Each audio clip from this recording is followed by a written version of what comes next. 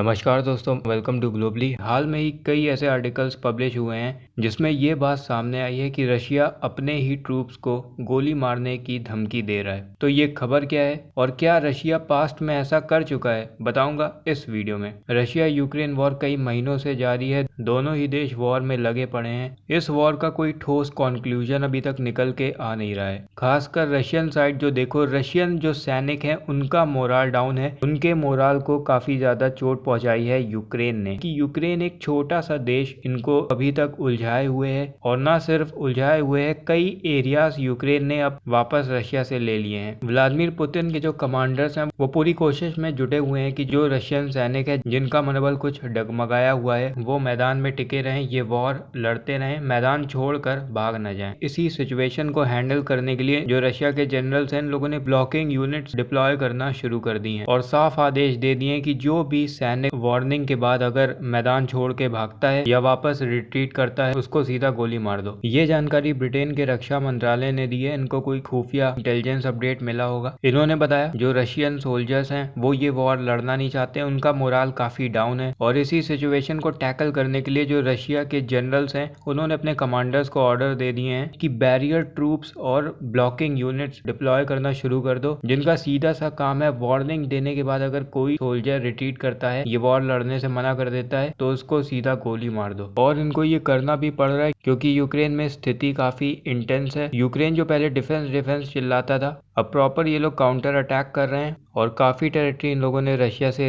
Regain कर ली है। वहीं दूसरी तरफ रशियन साइड के लिए ये फैसला दिखाता है कि इनके अकॉर्डिंग चीजें बिल्कुल हो नहीं रही हैं। हाल ही में जब पुतिन ने पार्शियल मोबिलाइजेशन स्टार्ट की थी तो कई रशियंस ने अपने हाथ तोड़ लिए थे कि इनको आर्मी में जाना ना पड़े, कई रशिया छोड़ के भाग गए थे। तो कई रशियंस हैं जो आज भी इस वॉर का विरोध कर रहे हैं कि ये वॉर फालतू है और इन्हें ये वॉर नहीं लड़नी है। अब अगला सवाल है कि क्या रशिया पास्ट में ये फैसला ले चुका है? तो जवाब है इसका देखो, हाँ। वर्ल्ड वॉर 2 के समय जब यूएसएसआर एग्जिस्टेंस में था, वर्ल्ड वॉर 2 के समय भी इनके पास ब्लॉकिंग यूनिट्स थी, और जब जर्मनी इनके दरवाजे पर खड़ा था, जब जर्मनी ने यूएसएसआर की इन्वेजन कर दी थी, तब 28 जुलाई 1942 को जोसेफ स्टालिन, उस समय के प्रीमियर डिक्टेटर सोवियत यूनियन के, इन्होंने ऑर्डर इशू कर दिया था, ऑर्डर नंबर 227, जिसमें ये साफ लिखा था नाजियों के इन्वेजन के समय अपनी कंट्री को डिफेंड करते समय कोई भी अगर सैनिक रिट्रीट करता है तो उसको सीधा गोली मार दो। जितने भी पैनिक मेकर्स और कावर्ड्स हैं उनको सीधा गोली मार दो।